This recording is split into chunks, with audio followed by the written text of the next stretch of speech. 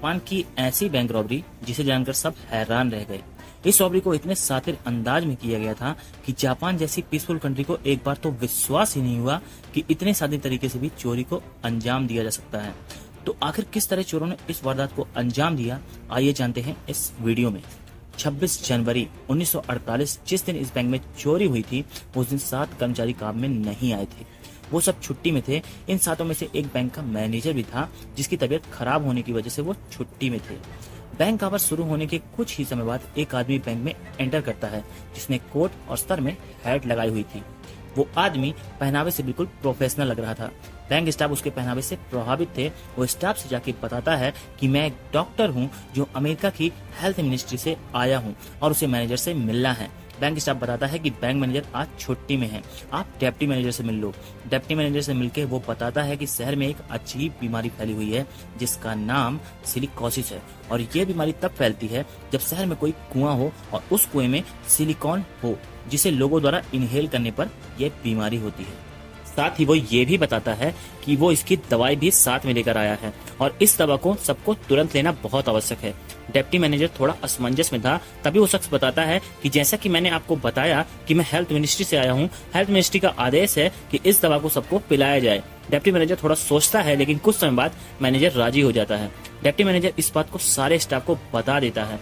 Staff कर्मचारी एक जगह इकट्ठे हो जाते हैं। फिर वो डॉक्टर अपने साथ लाए वो बैग से कुछ कप निकालता है जिसमें वो एक लिक्विड निकाल के मिलाता है। वो सभी कप एक एक करके कर्मचारियों को पीने के लिए देता है, साथ ही एक कप अपने लिए भी रखता है। एक बात वो सभी कर्मचारियों को बताता है कि इस दवाई को एक बार में पीने की ही कोशिश करना क्योंकि ये आपके दांतों को नुकसान पहुंचा सकती है। डॉक्टर अपने कप की दवाई पीना चालू करता है, साथ ही सारे कर्मचारी भी अपनी दवाई पीते हैं। लेकिन दवाई पीने के कुछ समय बाद ही सारे कर्मचारी के गले में जलन होने लगती है। डॉक्टर बताता है इस दवा के कारण कुछ समय तक गले में जलन होगी लेकिन कुछ समय बाद सब ठीक हो जाएगा।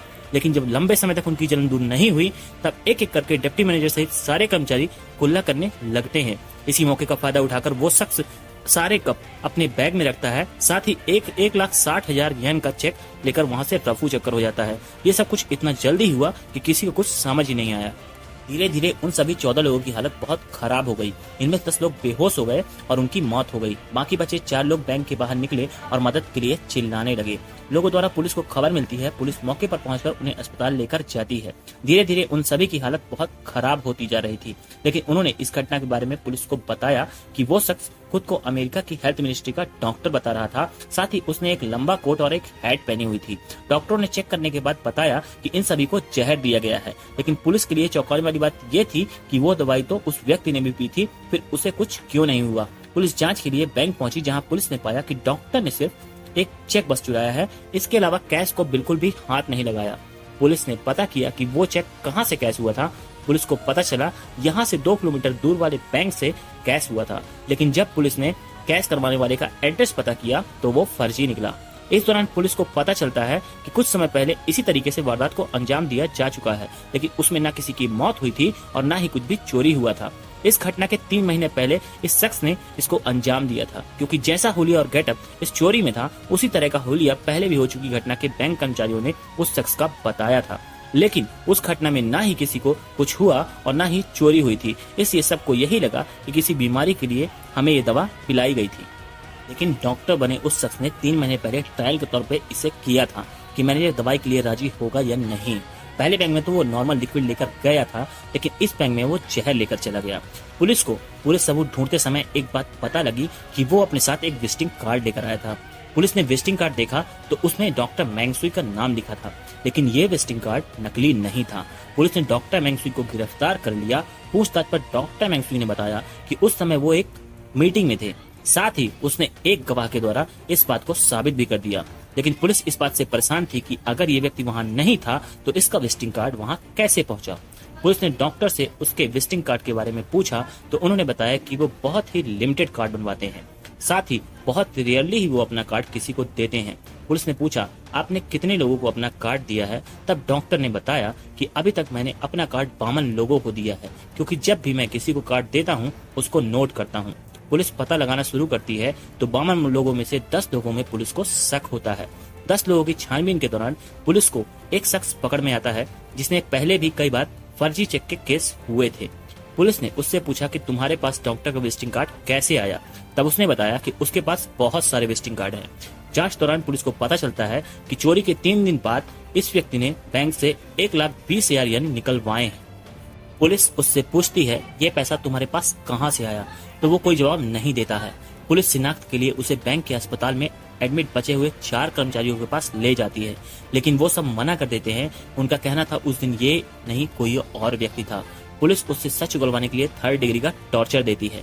पुलिस की 3rd डिग्री के सामने वो सब कुछ कबूल कर लेता है, लेकिन जब उसे कोर्ट में पेश किया जाता है तब वो कहता है कि मुझसे ये सब पुलिस वालों ने जबरदस्ती कबूल करवाया है। साथ ही कबूलनामे में जो मेरे साइन हैं वो फर्जी हैं, वो मैंने नहीं किए हैं। पुलिस को बैंक कर्मचारियों को पिलाए गए जहर का सैंपल मिल जाता है, जिसे जांच के लिए टोक्यो की यूनिवर्सिटी भेज दिया जाता है, जहां से जो रिपोर्ट आती है वो बहुत चौंकाने वाली थी। रिपोर्ट में बताया गया था कि ये जहर यूनिट 731 में एक्सपेरिमेंट के दौरान यूज होने वाला जहर था। जापान में पहले एक आर्मी यूनिट हुआ करती थी जिसका नाम था यूनिट 731, जो आदमियों के ऊपर अलग अलग एक्सपेरिमेंट कंडक्ट करते थे। कुछ एक्सपेरिमेंट में इस जहर का भी इस्तेमाल करते थे, लेकिन अभी भी पुलिस वालों के लिए सबसे बड़ा सवाल यह था कि थाडामिची हिरासामा के पास ये जहर कहां से आया, क्योंकि वो कभी यूनिट 731 का हिस्सा था ही नहीं। इस केस का एक और एंगल था जिसमें पुलिस को लग रहा था कि हो सकता है जिस किसी ने इस वारदात को अंजाम दिया हो वो शायद यूनिट 731 में कोई डॉक्टर या फिर सैनिक रहा हो। इस केस को 2 साल तक ट्रायल चलता है। जब कोर्ट ने थाडामिची से 1,20,000 येन के बारे में पूछा तब उसने बताया कि मैं मेंटली फिट नहीं हूँ। डॉक्टरों द्वारा उसे मेंटली अनफिट दिए गए सर्टिफिकेट को उसने दिखाया, साथ ही बताया कि ये पैसे उसने एडल्ट पेंटिंग से कमाए हैं।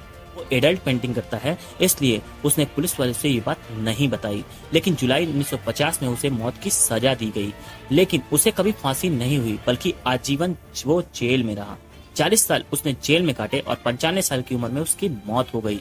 इस केस में 2 थ्योरी सामने आई। एक तो ये अमेरिकन गवर्नमेंट द्वारा करवाया गया एक ह्यूमन एक्सपेरिमेंट था या फिर किसी क्रिमिनल गैंग का काम, लेकिन थाडामिची के घर वालों ने हमेशा इस बात को मानने से इनकार किया कि वो गुनहगार है। कई बार उन्होंने केस भी रीओपन करवाना चाहा, पर कोर्ट द्वारा उसे खारिज कर दिया गया।